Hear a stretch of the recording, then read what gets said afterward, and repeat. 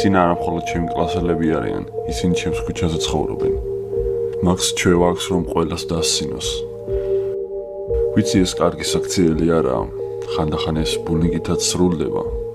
იმის მიუხედავად, რომ ვეუბნებოდით, რომ ეს არ იყო კარგი საქციელი, ის ყოველთვის აიგნორებდა ჩვენს რჩევას.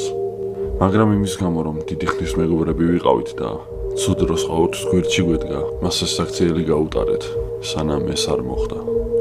მოკლედ, წინა თვეს მოლში წავედით. გეიმ ზონაში ვიდეო თამაშების მერე სამივეს მოგშვიდა და გადავწყვიტეთ, რომ მაკდონალდში გვესადილა.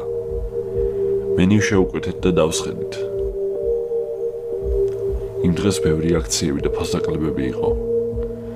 ასევე იქ შევნიშნეთ მაკდონალდსის კლოუნი,